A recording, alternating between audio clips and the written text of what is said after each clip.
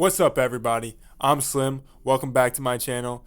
Today, the full chapter summary for 1088 just dropped, so I'm going to be breaking it down. And I got to tell you, this is a great chapter, so let's get into it. The spoilers are coming from Redone as usual, so thank you, Redone, for doing the spoilers. And let's get into it. It's going to be a full summary. I missed the short summary yesterday, but I got this one coming through. And the chapter title is The Last Lesson.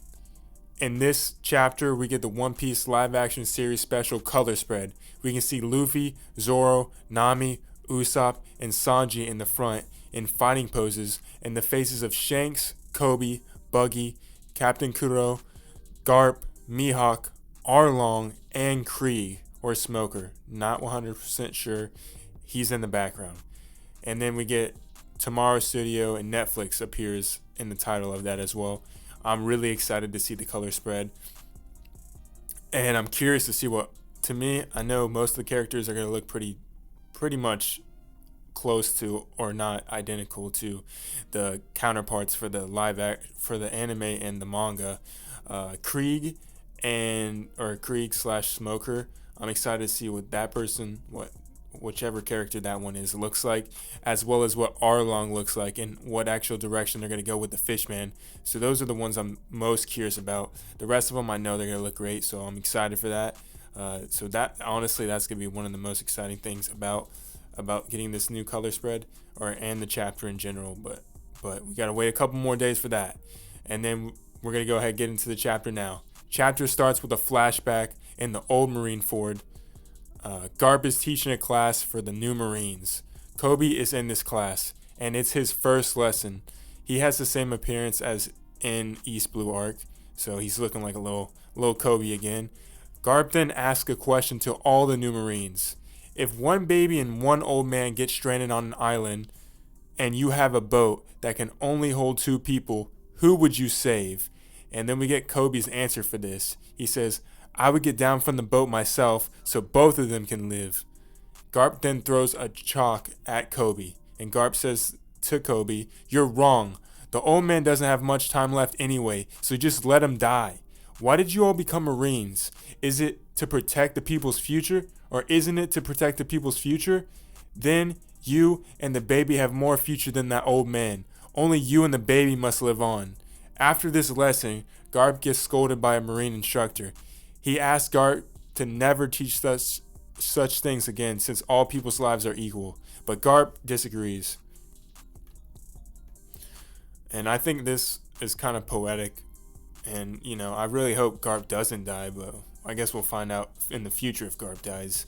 But it's cool to see them actually doing a flashback and how it's tying into what's going on with Garp right now. And kind of the mindset, he's kept that exact same mindset he had back in the days. And then Garp also says, the future of young people is limitless. Then we cut back to another flashback at Amazon Lily.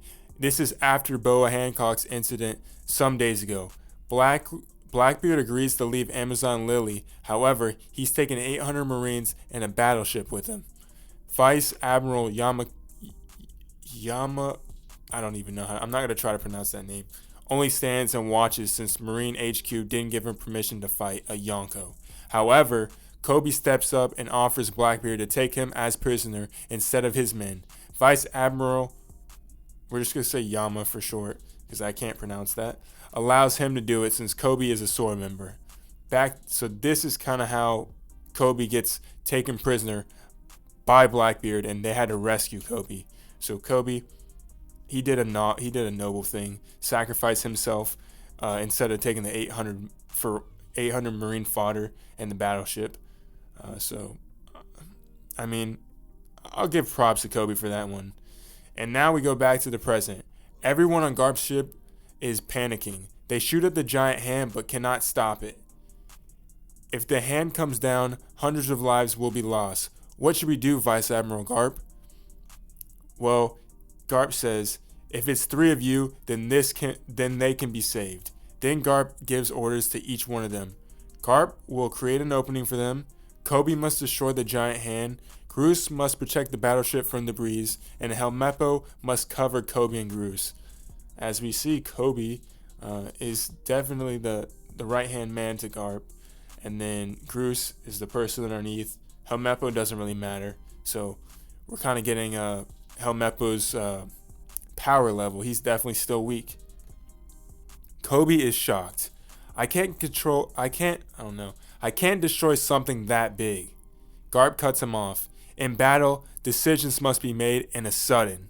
Then all three of them immediately move on Garp's orders. All the pirates in the area are laughing, thinking Koby, Helmeppo, and Groose can't do anything without Garp. Groose then asks Koby why Garp entrusted him with destroying the giant hand. He wonders if Koby has a bomb or something like that to destroy it.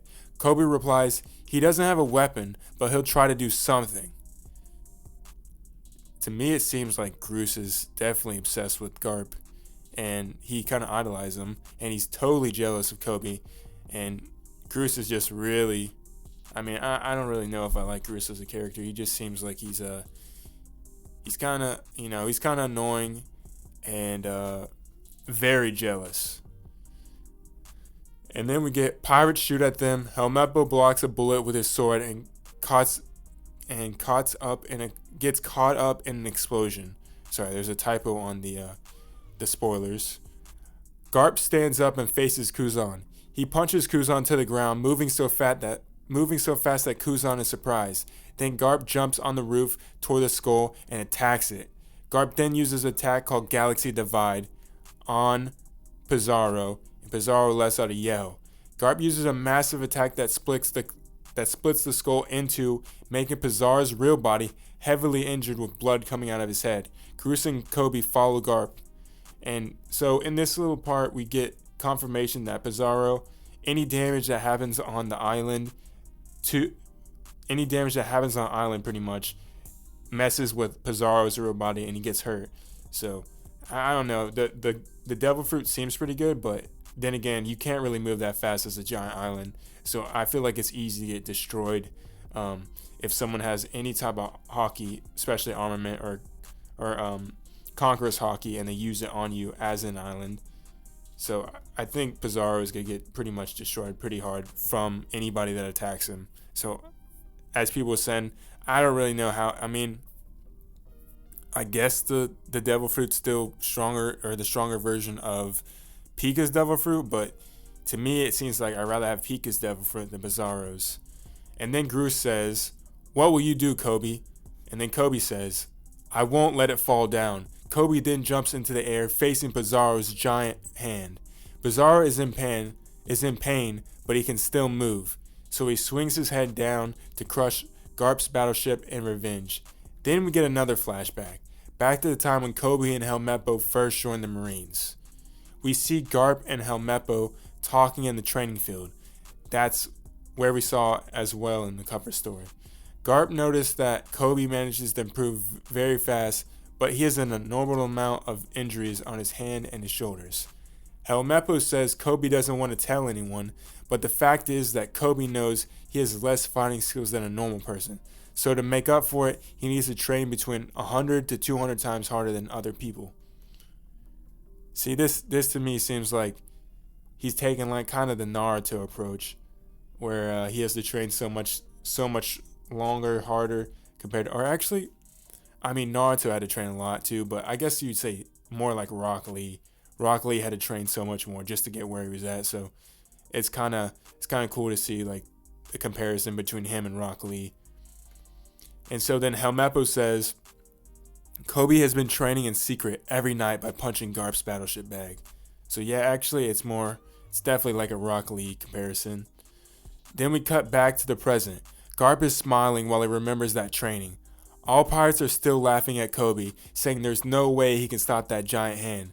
Pirates say the hero title must have gotten to his head.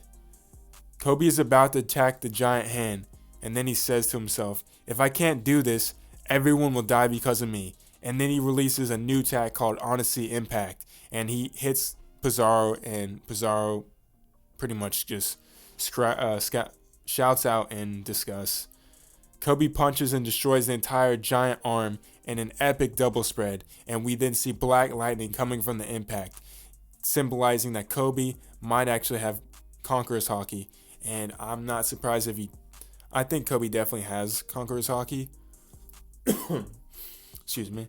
I think he definitely has Conqueror's Haki because he's kind of a parallel to Luffy in some sort, where Luffy became a pirate and started becoming a pirate almost at the same time that that Koby entered the Marines and started training in the Marines. So you kind of get two sides of a coin, where Luffy took the pirate path and tried to become the greatest pirate, and then Koby is trying to become the best Marine he possibly can.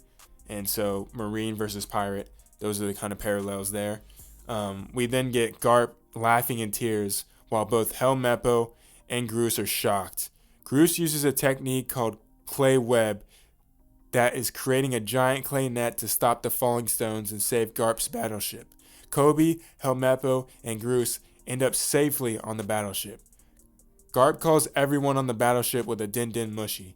He says to them, "All of you, full speed ahead and sail away from Hachinosu right now. I will find a way to survive on my own. Our mission is already completed and your safety is the most important thing." And so, I don't know if, because there's two scenarios.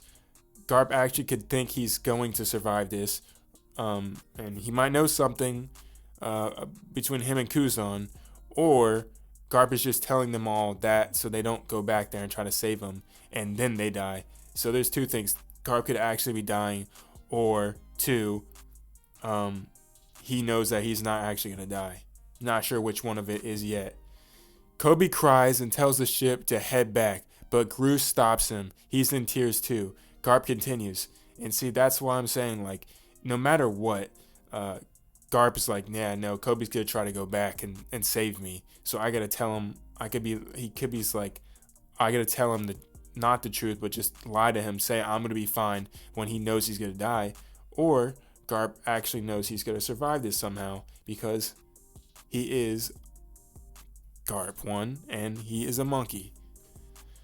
And then we get Garp saying another thing. "All of you are the future of the Marines." In the last double spread of the chapter, Garp is lying on the ground with an ice blade stabbed on his chest. He's surrounded by all Blackbeard pirates and Kuzan. Garp is still laughing as the ice is spreading from his wound. We see Kuzan's face, but his eyes are hidden, making his expression unknown. And so people are saying this could be like the ice blade stabbed his chest and he's starting to freeze. I don't think Garp is dead. I think this is causing Garp. And we don't even know the move that Kuzan used. It's probably, I feel like it's the same move he used to save Saul, but it's freezing Garp up at the same time, which could keep him alive and also can keep the wound from getting worse or bleeding out. So I really think Garp is alive, and Blackbeard's gonna be using Garp as a token to try to wager with the government into getting whatever he wants. Because in all honesty, like, they could kill Garp, but it's not gonna help the Blackbeard pirates any bit. 3 billion berries is a lot of money, but what are they gonna do with it when they want to conquer the whole world? So Garp has to be, if they're smart, Garp has to be kept alive instead of dead.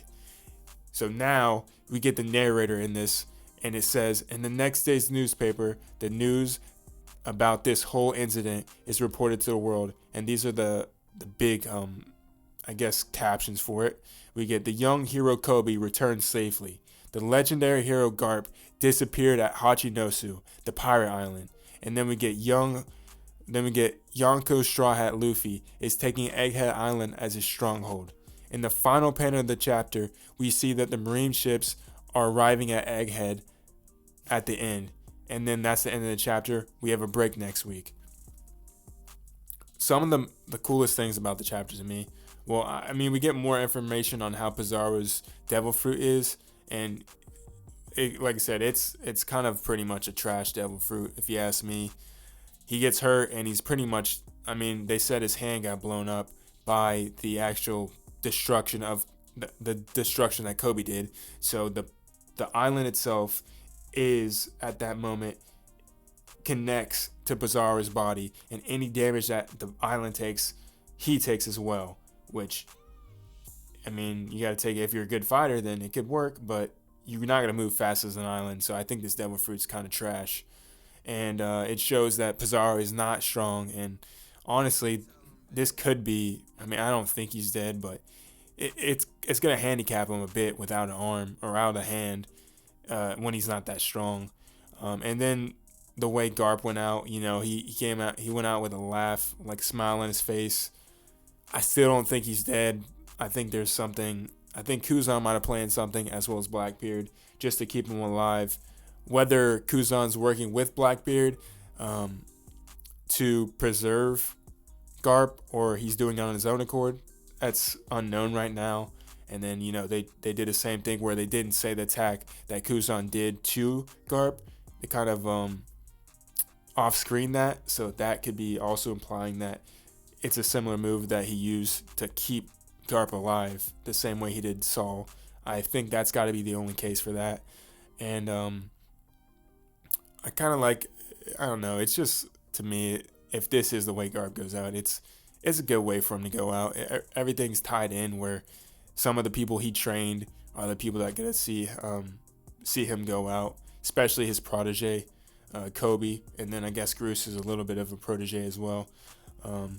Seeing him destroy and save them to send them on and for them to become great Marines as well is kind of very fitting for Garp. And so I'm really excited to see this chapter. And it looks like we're finally going to be going back to Egghead Island after this chapter once the break ends. So I'm really, really curious to see what Luffy does just to get that, the whole the quote of the narrator saying this incident that unfolds on Egghead Island with Luffy. I'm really curious to see what the incident actually is and what actually happens, as well as more. I feel like we're going to get more information on Kuma as well soon. So I'm really excited for that. Let me know what you think is the most exciting part of the chapter. If you're sad about what happened to Garp, whether you think he's dead again or if he's alive, and if you're excited to see the poster, the color spread for the live action as well. I'm pretty hyped for that. But I'm going to have a review for the chapter as well, and I still haven't put out the previous chapter. If you did like my video, I appreciate any likes as well as subscribes. And until next time, I'll see you guys later. Peace.